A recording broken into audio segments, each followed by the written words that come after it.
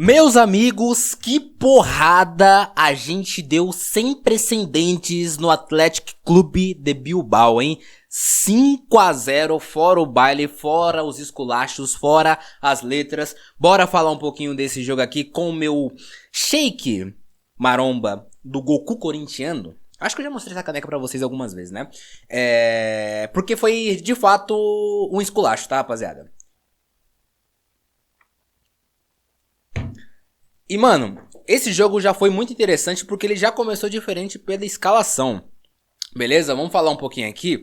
Obviamente, caso seja a primeira vez que você está pisando aqui, eu sou o Peter, muito bem-vindos, beleza? Um humilde torcedor do Barça. A escalação já começou diferenciada. Ao invés daquela escalação clássica ali com o Lamine e tudo mais, na verdade a única diferença de fato foi o Lamine e o Gerard Martin, né? Os dois ficaram fora. O Lamine por precauções físicas, o Gerard Martin por opção mesmo. E entrou o Rony ali e o Eric Garcia foi pra zaga. Beleza. E cara, e não é que funcionou muito bem assim. 2 pontos. Primeiro, o Barcelona jogou bem essa partida? Pô, rapaziada, um 5-0, criando muitas oportunidades, um time bem envolvente. O Atlético Clube de Bilbao, basicamente, quando foi perigoso, foi só no começo do jogo com os 3 escanteios seguidos. Depois, mais assim, nada. Depois, no finalzinho do jogo, quando já tava 5-0. Que eles tiveram mais oportunidades claras. Então sim, o Barcelona jogou muito bem. E o Atlético jogou... O Atlético jogou muito mal, né, rapaziada? Tipo, o que aconteceu com esses caras, né, mano? Na Champions eles não tão bem. Na La Liga... Eles estão aonde na La Liga? Eu nem lembro. Em 8º, tá ligado? Eu esperava um pouco mais de dificuldade vindo do Atlético, porque, de fato, o Valverde montou uma equipe com um bloco mais baixo pra dificultar a vida do Barcelona. Então o Barcelona teve que destrinchar esses espaços através de passes rápidos, dribles e construção ofensiva, né? Coisas que geralmente o Lamine ajuda bastante quando o time tá muito fechado. Basicamente nem precisou, porque o Rony... Que partida fez o Rony Bardage, meu filho? Cara, eu falo pra vocês. Já tem muito tempo que eu falo pra vocês que o Flick tem que colocar mais o garoto pra jogar. Eu entendo que o Yamal é o intocável, é o grande jogador da posição e tal. Mas em alguns jogos o Rony precisa jogar, cara. Eu tenho a sensação que o Lamine joga mais minutos do que deveria algumas vezes, né? Claro que dentro do Barcelona todo mundo ali tem muito mais informações sobre as condições físicas de seus jogadores e o tanto que eles podem jogar. Só que a sensação olhando de fora é que o Lamine tem alguns joguinhos que ele não precisa ter jogado, tá ligado? Eu não sei o quanto tava a condição física do Rony nessa partida, mas, por exemplo, ele poderia ter jogado o jogo todo. Por que não? Será que ele não aguentava jogar o jogo todo por falta de ritmo e por não entrar em tantas partidas? Não sei. Mas o Lamine poderia ter entrado no lugar do Rafinha, né? Pra um descansar o outro. Tacasse o Firmino ou o Rashford pra ponta, né? Já que o Firmino foi substituído. E o Rony pelo meio, né? Ou o Lamine pelo meio. Dá pra fazer pro Rony jogar todos os momentos, toda a partida. Mas beleza. Deu 2 assistências e fez um gol. E cara, o gol dele foi um pouco de sorte e uma falha bizarra do Unai Simón. Como é que o De La Fuente quer manter o Unai Simón como seu goleiro titular da seleção espanhola? Eu tenho, assim, obviamente, uma afetividade com a seleção da Espanha por causa dos jogadores do Barcelona cuja lá estão. Mas eu não sou um torcedor da seleção da Espanha. Eu não tenho afetividade, gosto de ver jogar e tudo mais, me divirto quando eles vencem, né, pelos meninos do Barça.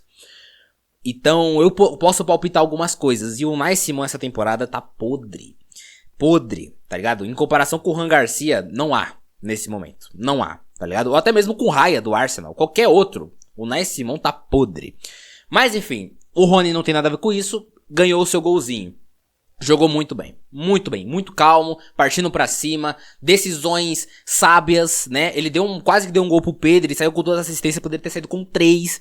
E tão impressionante partida. E assim, basicamente a zona ofensiva inteira foi muito bem. Foi 5 gols de todos os atacantes, né?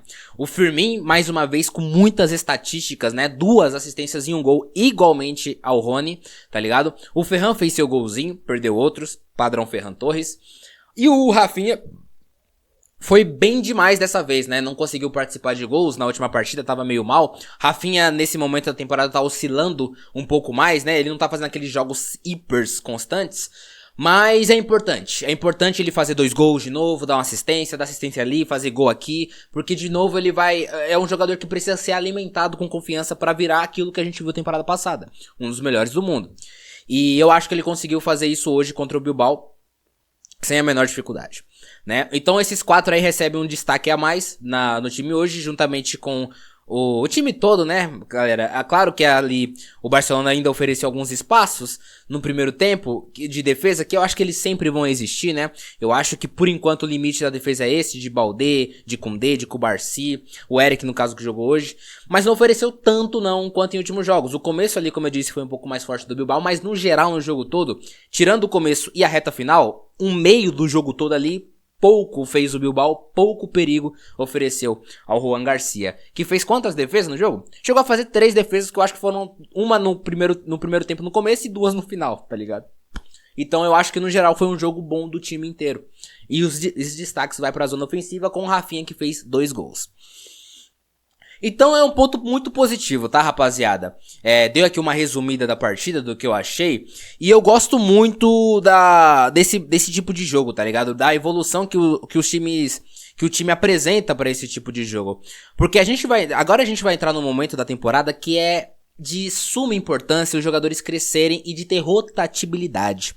Que o Rony cresça nesse momento da temporada é muito importante, porque o Rafinha, o Lamine, né, na posição ali, tem que ser um pouco mais preservado. Ele não pode jogar todos os jogos, todos os minutos, tá ligado? E vai ter jogos como que já a gente vai enfrentar o Real Oviedo, né, pela Copa do Rei, que o Rony pode jogar, tá ligado? Não precisa ser o Lamine. O Lamine vai ter que jogar na final da Supercopa, contra o Atlético de Madrid, ou Real Madrid agora, que vai vir, vai ter que jogar ali a Champions League, porque tem que fazer saldo, tá ligado? Mas é importante que o Rony cresça pra, né, mostrar que ele pode jogar mais vezes, cara. E toda vez que ele entrou bem. Acho que só teve uma partida que ele foi o titular, que ele ficou um pouquinho mais apagado, não lembro qual acho que foi uma Copa do Rei também, não sei se foi a primeira partida da Copa do Rei, eu não lembro com exatidão, que ele foi um pouquinho mal, mas foi só um jogo. Geralmente quando ele entra bem. E se eu tenho uma crítica a fazer o Flick é essa apenas. Que deu um pouco mais de minutos pra ele apresentar, tá ligado? Deixando clara a questão ali do Lamine de titular e tal.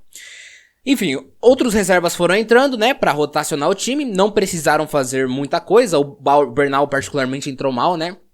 Espero que o Bernal consiga voltar a mostrar o seu futebol algum dia, não sei se vai ser nesse momento, porque teve uma lesão grave no joelho, um garoto jovem, né, precisa mostrar mais coisas. Acho que depois entrou ali o Dani Olmo, né, o Rashford e tal. Também não precisaram fazer tanto, e não fizeram tanto assim, né? O Rashford, que nesse momento tá um pouco mais distante do time, começou a temporada muito bem, mas perdeu um pouco de números, perdeu um pouco de nível de atuação. Era normal que isso fosse acontecer com as voltas de Rafinha, de Lamine pro time. Era meio natural que o Rashford fosse perdendo um pouco de espaço. O que a gente tira de conclusão nesse jogo é que o Bilbao de fato não tá tão competitivo e o Barcelona mostrou uma das suas melhores versões até agora na temporada, tá? E 5º jogo seguido sem levar gol. Clean sheet, meus amigos. Olha aí, despencando a média de gols sofridos pelo Barcelona. Claro que um pouco mais de sorte do que de juízo nesses clean sheets, porque o Juan Garcia vira um deus de repente, né, no gol. Mas mostra que sim, a defesa tá evoluindo aos poucos, tá evoluindo alguma coisa. O Cubarsí já não tá uma completa pamonha, como tava no começo da temporada. O Koundé não tá uma pamonha, como tava no começo da temporada. Então tudo isso é muito positivo, é muito bom, beleza? Fico muito feliz com cada clean sheet que o Barcelona conquista, e é um recorde pessoal da carreira do Flick, inclusive, né? É a primeira vez em sua carreira, já era a primeira vez em sua carreira que ele tinha ficado 4 jogos sem levar gol, agora 5, sendo um recorde. Então isso também é muito importante. É muito bom que o Barcelona mantenha a estrutura defensiva minimamente competente. E o meu fone caiu tudo aqui, beleza? Em um bom momento, porque agora estou encerrando o vídeo. Não vai ser um vídeo tão longo porque não tem mais muito o que falar, beleza? O próximo confronto da gente, como eu disse, é contra o Real Madrid ou Atlético de Madrid. O Barcelona chega muito bem para essa final de Supercopa, tem totais condições de vencer os dois. Real Madrid que eu acho que ainda vai estar sem o Mbappé, né? O Gonzalo meteu um hat-trick contra o Betis no último jogo de La Liga. Tá chegando um momento de confiança, mas vamos ver como é que se sai contra o Atlético, que enfiou 5-2 no último confronto entre eles. Vai ser interessante de se ver. E acho que independente de quem vem pra final, o Barcelona tem sim condições e confiança de vencer mais uma vez a Supercopa, beleza? Deixa o seu like, se inscreva no canal, eu vou ficando por aqui e até mais.